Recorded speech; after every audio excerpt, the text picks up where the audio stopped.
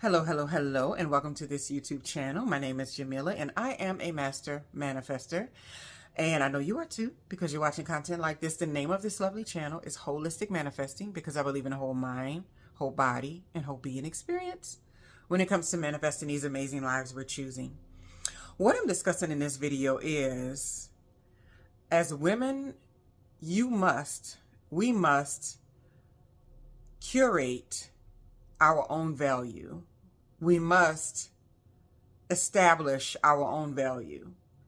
And the reason why I say this is because society, in many instances, and this is from me studying sociology for a very long time, teaching sociology for a long time until I got sick of it.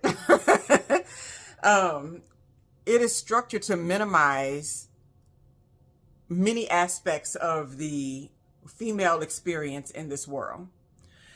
I can even think of one right off the bat, right? And I know a lot of people don't have kids, but this is not a conversation about having kids or not. And that's another, I'll talk about that in a second too. Just something as simple as you having kids and society acts like you're a burden now because you're bringing the people into the world. The world wouldn't have the people if it wasn't for the woman's vessel. And so you have to really pay close attention to that. You're like, wait, magic happens through me. I literally build a person inside of me and they come out into the world. Not one person on this earth has not passed through somebody's womb, has not come through some woman at some point. And this is not a conversation that has anything to do with men, so you can just throw that out the window. It has nothing to do with that. I'm strictly speaking on how we must solidify our own value, because if you let the world put value on you, it's never going to be what it's truly worth. And so when it comes to things like having kids or not having kids, having a career or not having a career, you'll see so much in the world that women are constantly judged for those decisions, and there's a value that's being placed on them, whether or not, and what they chose in those decisions. You might hear something like a woman's career is not valuable. So if she gets married and has kids, it's automatically expected that she stays home with the kids and stops her career. And so there's still value being put on her without her creating her own value. And even things like femininity, if you talk about that in the world, people are putting a gauge on how feminine somebody is and how feminine they're not. And I'm like, and they're doing it based on how a person looks, what type of clothing they wear, how soft their voice comes off, that kind of thing. And those things are all nonsense, because being a woman in general means that being a human means that you have a feminine capabilities, right? But how they show up is very different for everybody. It's very different from one woman to the next. And when you think about things like being in work environments or being in connection with other people, I see it even still now. What's the thing saying? Like, most of the people at the top, if I look at the people who are at the top in the highest positions in the workplace environment, whether it was corporate or not, those were primarily the men in the space. The women were always in the administrative positions, the lower level positions, the positions that didn't pay very much in general, right? And I used to think long and hard about this, like, why is that? Why is there such a value differential when it comes to women in the world and the environment? And the biggest thing that I've noticed and what I've come up with is that women do not spend time curating their own value. They allow their value to be curated and created by everyone else. They allow themselves to be put out in the world and then to be judged. It's like they put themselves forward and then they let the people that come into their space tell them who they are and tell them whether they're good enough and tell them whether they're pretty enough and tell them whether they're smart enough and tell them whether they're valuable enough in a myriad of ways, right? And what I find with that is, for the most part, human beings are like, they work in lockstep with with the nature. And somebody mentioned this in one of the comments, and I was like, well, that's very true. Me and my younger daughter talks about this all the time, how the environment is always trying to accomplish things with the path of least resistance, right? So it doesn't go the hard way to create things in environments. It doesn't grow a tree the hard way. Animals don't feed themselves the hard way. Everybody's always looking for the shortest cuts to get the most benefit. And so that is the same way that women have been and are constantly treated in society. It's like, how can I extract the most from her without telling her what her value truly is? Think about it now. There's so many women who these days are talking about child free, and I respect it wholeheartedly, and I think it's wonderful, right? Because your body, you should get to decide that thing. You should get to decide, because having a kid is a lifetime experience, right? And how many people will have you minimize that process? And you know people are minimizing the process because they're giving so many people babies. And you're like, do you know how valuable a child is? Do you know how valuable your womb is? Do you know how valuable it is to go through the trouble of manufacturing a child, and how it depletes your body and how it wears on you, and how there's a chance of a high mortality rate every single time you go and deliver a child? I tell you now, one of the hardest things for me to watch is when I'm watching a TV show and somebody's in labor. And I've had 2 kids and I had them naturally. I don't want to see that. I hate to hear them screaming and go, the baby's coming. I fast forward like it's a dirty scene and the kids are in the room. I'm not interested. And it's because to me, it's such a visceral memory of like, that was crazy. Pushing a whole human being out of your body. I remember right before I had my oldest daughter, I realized all the fun and games was over. I had bought all these little clothes. I was ironing little things for her, making her closet in her nursery and all this kind of stuff. And then I realized, I was like, this baby's got to come out. It's got to come out this small space. And everybody was like, oh, people have been doing this since the beginning of the time. I was like, I haven't. And I was like, that's crazy. And then if you're in that situation and somebody is devaluing that process and you're going through that process, that is insane. And sometimes because we don't know any better, we stand for it. I know I grew up in a household where your value was completely judged on the outside for the most part. It's whether men looked at you, how cute you were, how fashionable you were, how fine you were, how useful you were, whether you could cook, whether you could clean, all these things that were creating the value without you even deciding, well, who am I? What do I want to do? What do I want to be, right? I never thought this deeply about this stuff until after many events in my life. I remember talking to a sibling of mine, and he was telling me, we were talking about women and men, and he was just going off about something. I don't know what the subject was, but he said, you know what I think a woman's job is in this world? These are not my words. He says to take SHIT. I was like, what? He was like, yeah. He said, that's what a woman's job is.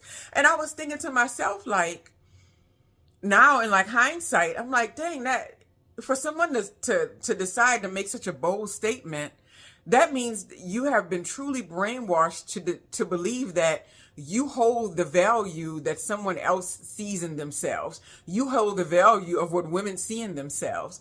And for so long, I think women have been playing that game.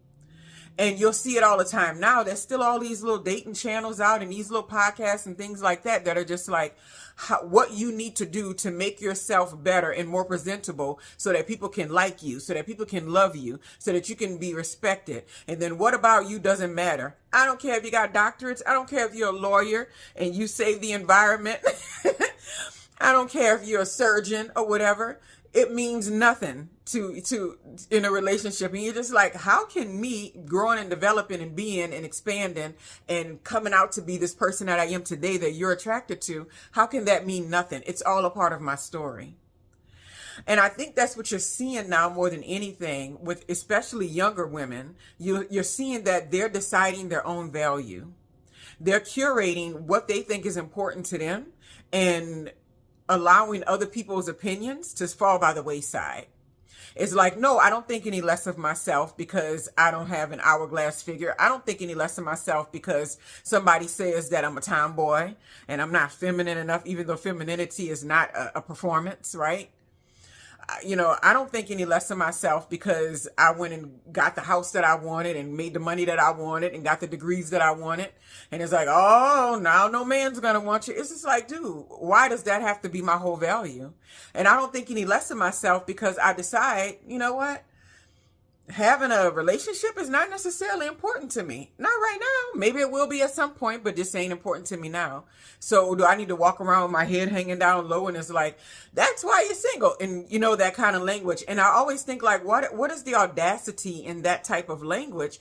That audacity comes from the brainwashing of society to believe that we get to decide how valuable a woman is.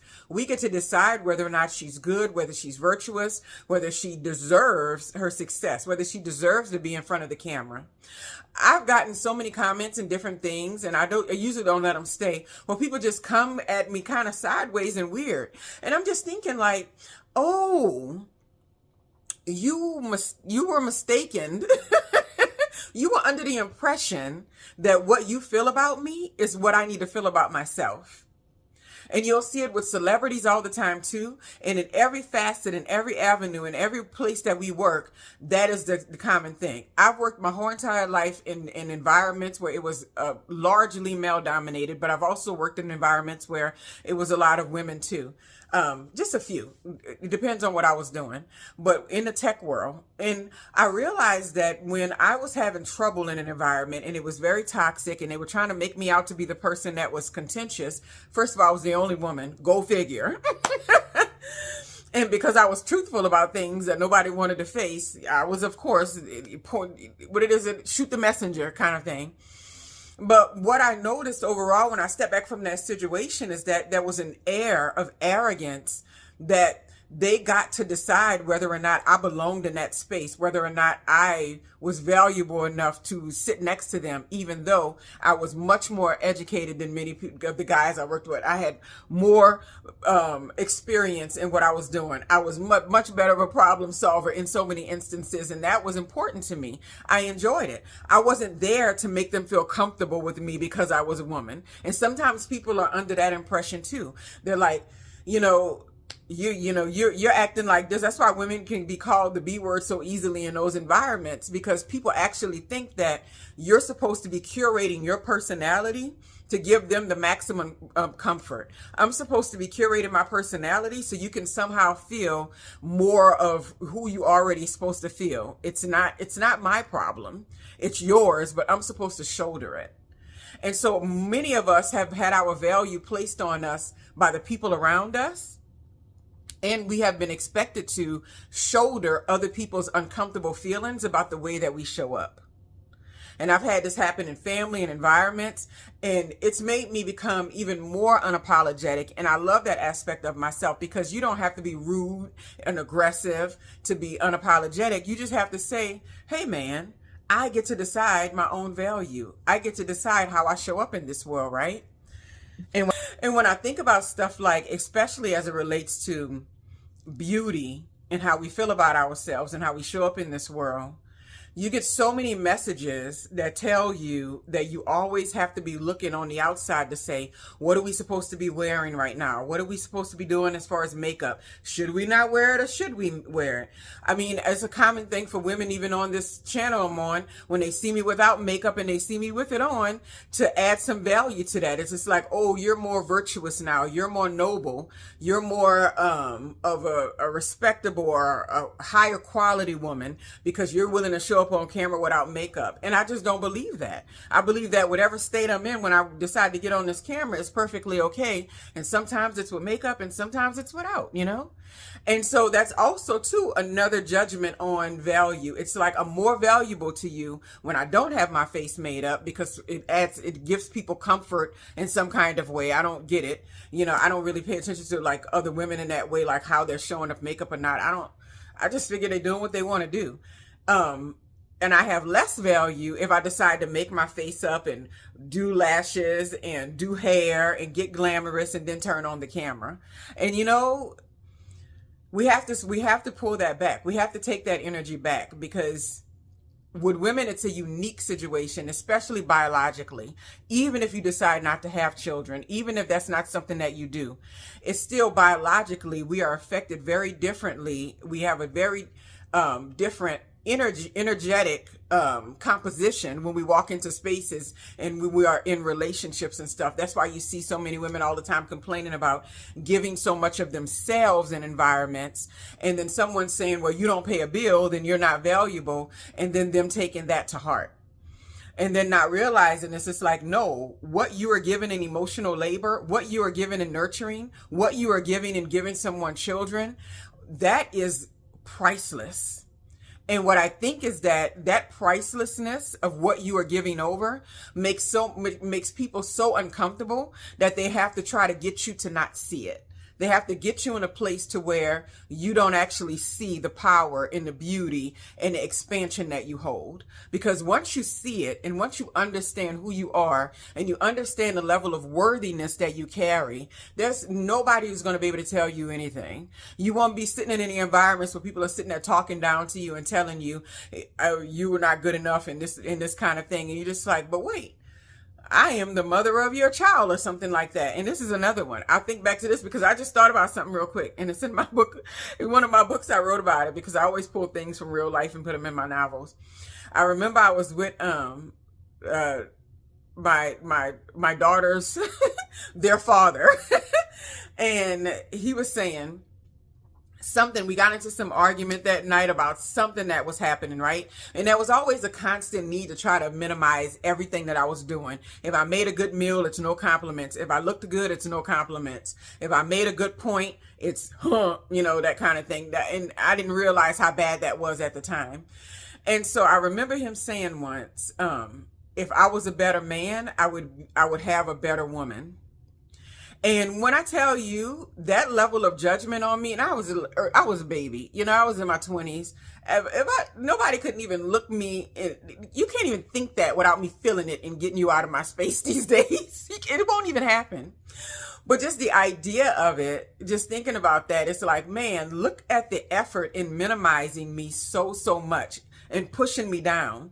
You always need to be suspicious of people, places, and things that approach you in the way of trying to make you feel like you are less than what you know you are.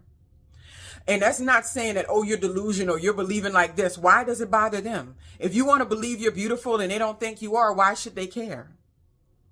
If you want to believe that you are, abundant, but they don't see you as abundant, why do they even care, When people are making an extra effort to smush you down or to act like you are not a valuable person in any kind of way, always be suspicious of it. And that's like throwing little labels on you. Oh, that's a woman like this. Or that's a woman like this. Or she just a this. Or she's just a that.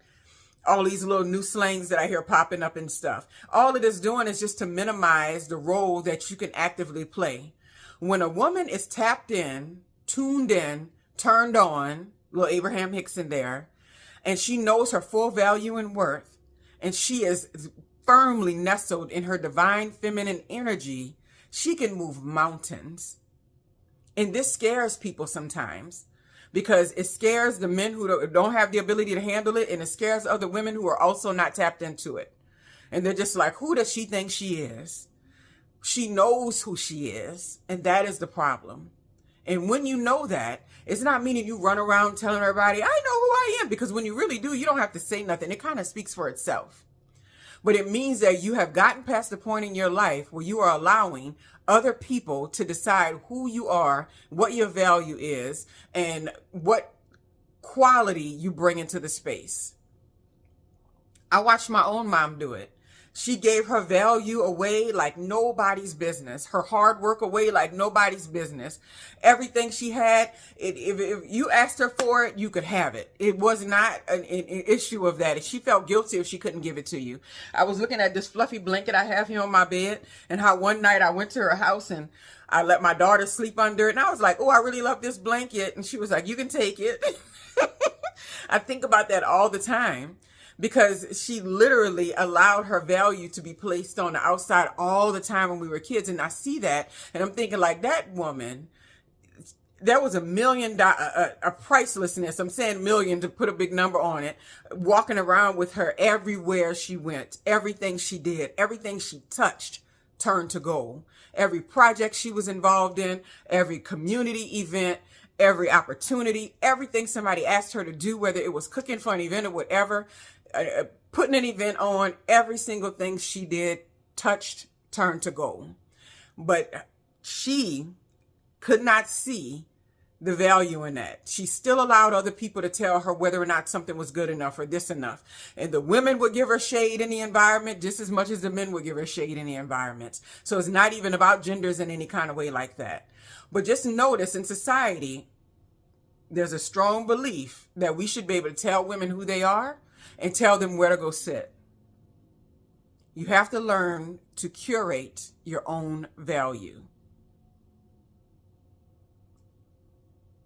Have a wonderful, wonderful day.